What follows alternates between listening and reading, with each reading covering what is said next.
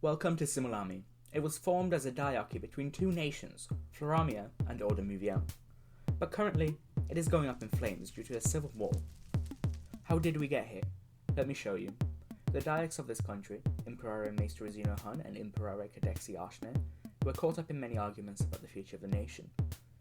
That's when Cadexi saw no way forward other than separation. Zeno Hun was enraged by this, declared the end of the First Simulami Empire and the foundation of the Second Empire just a few hours after. Will this declaration be in vain?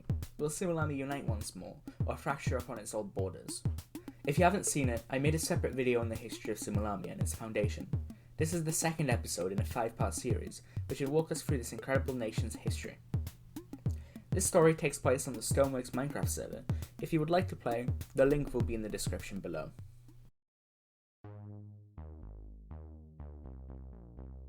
Cadexi was facing trouble after Zeno declared himself sole Imperare of Simulami. Admittedly, he felt betrayed during this, and had no choice but to fight a war against his former friend and diarch. Cadexi and the separationists began to fortify Silva. They searched for allies, but they were out of luck, as Zeno had been planning this coup for a while.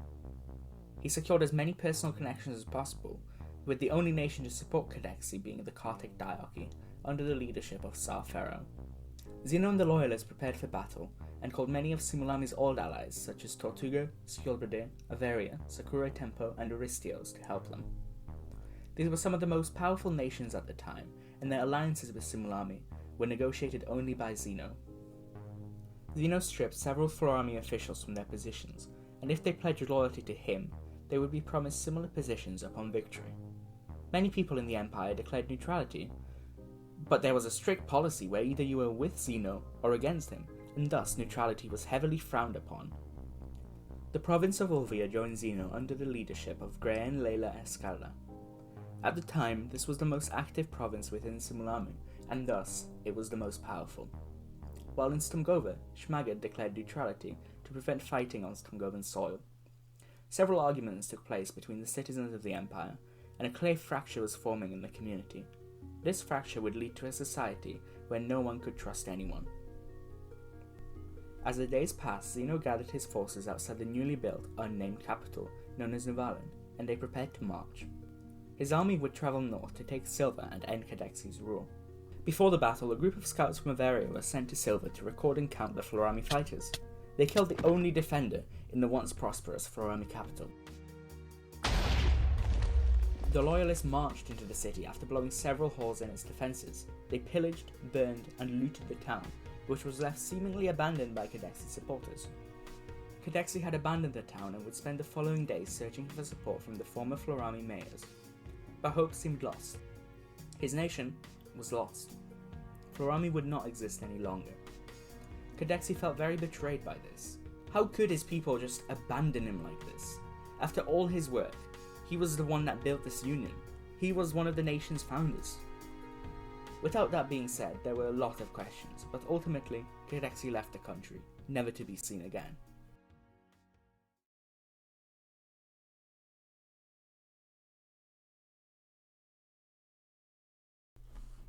After the whole town was occupied, Zeno declared victory over Cadexi and gave the town a new mayor. Zeno spoke to all the Florami people, promised that their cultures, religions, and legacy would be preserved. There were celebrations in the streets. This coup secured the Simulami crown on Zeno's head, and soon, Simulami's future. After the civil war, Zeno integrated the Stumgovan Regency as a full member of Simulami. Prior to this, the island was seen as a county, while its integration led to the Stumgovan people being seen as full Simulami citizens. This would play a vital role in the Empire's future, and reshaped it completely many years from now. Have I lost you? What is Stumgova, you ask? Let me show you. Welcome to Stumgova. It is an island realm which has been inhabited by the Stumgovans for thousands of years, since they were first shipwrecked there in a storm. They were led there by the famous Shmagad von Svartkod, and it had been independent for all its existence. Stumgova only joined Simulami due to outside threats, mainly by the Barbosans and even the Elysians, who are now gone. But under Simulami, Stumgova thrived, under the protection and light of the Guardian of Stumgova, which was a mystical creature which preserved the island and cared for its nature. The Guardian led to a love of nature spreading as a core belief for many citizens across the colonies, enforcing its protection and preservation.